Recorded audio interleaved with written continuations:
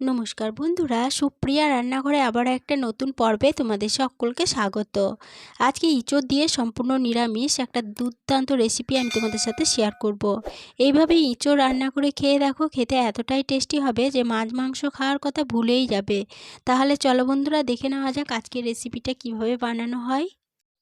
রেসিপিটা বানানোর জন্য এখানে একটা মিডিয়াম সাইজের ইঁচড় ঠিক এইভাবে কেটে নেওয়ার পরে জল দিয়ে ধুয়ে নিয়েছিলাম। তারপরে কুকারের মধ্যে দিয়ে হলুদ ও সামান্য সর্ষের তেল দিয়ে একটা সিটি দিয়ে ইঁচড়গুলো সিদ্ধ করে নিয়েছি।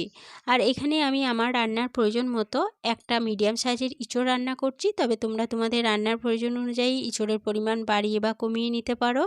ইঁচড়গুলো একটা সাইডে সরিয়ে রেখে দিলাম। এদিকে দুটো মিডিয়াম সাইজের আলুর খোসা ছাড়িয়ে আলুগুলোকে ঠিক এইভাবে ডুমো করে কেটে নিয়ে আলুগুলো জল দিয়ে ভালোভাবে ধুয়ে নিয়েছি। এরপরে আলুগুলো একটা সাইডে সরিয়ে রেখে দিচ্ছি। এরপরে যে ইঁচড়গুলো সিদ্ধ করে রেখেছিলাম সেই ইঁচড়গুলো নিয়ে নিলাম। এরপরে ইঁচড়ের মধ্যে দিয়ে দিচ্ছি সামান্য পরিমাণ লবণ। এরপরে দিয়ে দেব সামান্য পরিমাণ জিরে গুঁড়ো, সামান্য পরিমাণ ধনে গুঁড়ো দিয়ে দেব। এরপরে কালারের জন্য দেব খুব সামান্য পরিমাণ কাশ্মীরি লঙ্কা গুঁড়ো। এরপরে দিয়ে দিচ্ছি হাফ চামচ কসুরি মেথি।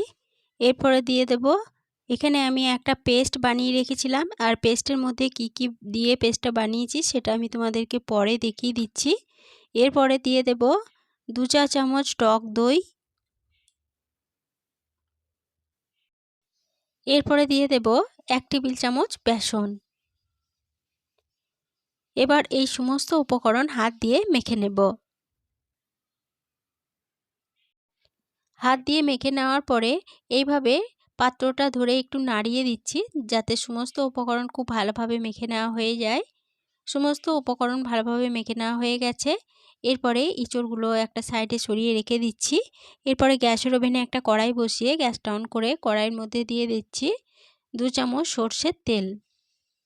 তেলটা ভালোভাবে গরম হয়ে যাওয়ার পরে তেলের মধ্যে কেটে রাখা সমস্ত আলুগুলো দিয়ে দিচ্ছি। আলুগুলো তেলের মধ্যে দিয়ে দিলাম। এবার মিডিয়াম ফ্লেমে আলুগুলোকে নেড়েচেড়ে ভেজে নেব। আলুগুলোকে একটু নেড়ে ভেজে নেওয়ার পরে আলুর মধ্যে একটা ঢাকা দিয়ে দিচ্ছি। ঢাকা দিয়ে আলুগুলো ভাজা হতে দেব। এতে 2 in 1 কাজ হবে, ভাজাটা ভালোভাবে হয়ে যাবে আর সিদ্ধর কাজটা অনেকটা এগিয়ে থাকবে। আলুগুলো ভাজা হতে থাক, সেই ফাঁকে মশলা রেডি করে নেব। তার জন্য এখানে একটা মিক্সিং জার নিয়েছি। এবার এই মিক্সিং জারের মধ্যে দিয়ে দিচ্ছি কয়েক টুকরো আদা। এখানে 1 ইঞ্চি আদাকে ছোট টুকরো করে নিয়েছিলাম। দিয়ে দিলাম একটা মিডিয়াম সাইজের টমেটো। এরপরে দিয়ে দিলাম 2টো কাঁচা লঙ্কা। কাঁচা লঙ্কা ঝালটা তোমরা যেমন ঝাল খাবে সেরকম অনুযায়ী কম বেশি করে নিতে পারো। মিক্সিং জারের ঢাকনা বন্ধ করে সমস্ত উপকরণ বেটে নিলাম। এবারে বেটে নেওয়া মিশ্রণ একটা সাইডে সরিয়ে রেখে দিচ্ছি। আর এদিকে ঢাকা দিয়ে আলুগুলো 4 মিনিটের জন্য ভাজা হতে দিয়েছিলাম। 4 মিনিট পর ফিরে এসে ঢাকা খুলে নিলাম। আর এই 4 মিনিট ঢাকা দিয়ে ভাজা হওয়ার ফাঁকে দুবার ঢাকা খুলে আলুগুলো নেড়েচেড়ে দিয়েছিলাম। অবশ্যই দুবার ঢাকা খুলে আলুগুলো নেড়েচেড়ে দেবে, নাহলে কিন্তু আলুগুলো পুড়ে যেতে পারে। আলুগুলো দেখো বেশ লালচে করে ভাজা হয়ে গেছে। এবার আলুগুলো তেল থেকে তুলে নিচ্ছি। সমস্ত আলুগুলো তেল থেকে তুলে নেওয়ার পরে ওই তেলের মধ্যেই ইঁচড়গুলো দিয়ে দিচ্ছি। ইঁচড়গুলো দিয়ে দিলাম। এবার ইঁচড়গুলো তেলের মধ্যে বেশ কিছুক্ষণ সময় ধরে নেড়েচেড়ে ভেজে নেব। মিডিয়াম ফ্লেমে ইঁচড়গুলোকে 2-3 মিনিট মতো নেড়েচেড়ে ভেজে নিলাম। ইঁচড়গুলো দেখো বেশ ভালোভাবে ভাজা হয়ে গেছে। এবার এই ইঁচড়গুলো কড়াই থেকে নামিয়ে নিচ্ছি। সমস্ত ইঁচড় কড়াই থেকে নামিয়ে নেওয়ার পরে ওই কড়াইয়ের মধ্যেই আবারও দিয়ে দিচ্ছি 3 চামচ সর্ষের তেল। এরপরে এই তেলের ফোড়নের জন্য দিয়ে দিচ্ছি একটা দারচিনির টুকরো, একটা লবঙ্গ, একটা এলাচ, সামান্য পরিমাণ গোটা জিরে, একটা শুকনো লঙ্কা আর খুব সামান্য পরিমাণ হিং। এরপরে এই সমস্ত উপকরণগুলো ভালোভাবে নেড়ে ভেজে নেব। সমস্ত উপকরণ ভালোভাবে ভেজে নেওয়া হয়ে গেছে। হিঙের কাঁচা গন্ধটা একদমই চলে গেছে আর ফোড়নগুলো ভালোভাবে ভাজা হয়ে গেছে। এরপরে এই তেলের মধ্যে যে টমেটো আদার পেস্টটা বানিয়ে রেখেছিলাম সেটা দিয়ে দিলাম। এবার মিডিয়াম ফ্লেমে এই পেস্টটাকে একটু সময় ধরে নেড়ে কষিয়ে নেব। মিডিয়াম ফ্লেমে পেস্টটাকে 1 মিনিট মতো নেড়ে কষিয়ে নিলাম। আদা থেকে যখন কাঁচা গন্ধ চলে গেছে গ্যাসের ফ্লেমটা একদম লোতে করে দিয়ে মিক্সিং জারটা ধুয়ে সামান্য পরিমাণ জল দিয়ে দিলাম। এরপরে দিয়ে দিচ্ছি হাফ চামচ জিরে গুঁড়ো, হাফ চামচ ধনে গুঁড়ো, কালারের জন্য দিচ্ছি হাফ চামচ কাশ্মীরি লঙ্কা গুঁড়ো। এরপরে দিয়ে দিচ্ছি হাফ চামচ হলুদ গুঁড়ো। এবার গ্যাসের ফ্লেমটা লো টু মিডিয়ামে রেখে সমস্ত মশলা খুব ভালোভাবে নেড়েচেড়ে কষিয়ে নেব। লো টু মিডিয়াম ফ্লেমে মশলাটা মিনিট 5 সময় ধরে নেড়েচেড়ে কষিয়ে নিলাম। মশলা থেকে সম্পূর্ণ তেল ছেড়ে দিয়েছে আর মশলাটা ভালোভাবে কষানো হয়ে গেছে।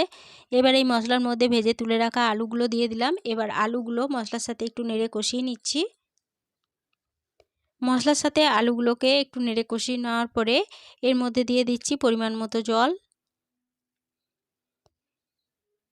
এরপরে যে ইঁচড়গুলো ভেজে তুলে রেখেছিলাম সেই ইঁচড়গুলো দিয়ে দিচ্ছি। এরপরে দিয়ে দেব স্বাদ মতো লবণ আর দিয়ে দেব 1 চা চামচ চিনি। এখানে যেহেতু নিরামিষ রান্না হচ্ছে ইঁচড়টা, তার জন্য আমি 1 চা চামচ চিনি দিলাম। তবে মিষ্টির পরিমাণটা তোমরা যে যেমন খেতে চাও সেরকম অনুযায়ী চিনির পরিমাণ বাড়িয়ে বা কমিয়ে নিতে পারো। সমস্ত উপকরণ জলের সাথে ভালোভাবে নেড়ে মিশিয়ে নিলাম। এরপরে গ্যাসের ফ্লেমটা মিডিয়ামে রেখে এর মধ্যে একটা ঢাকা দিয়ে দেব। ঢাকা দিয়ে বেশ কিছুক্ষণ সময় ধরে রান্না হতে দেব।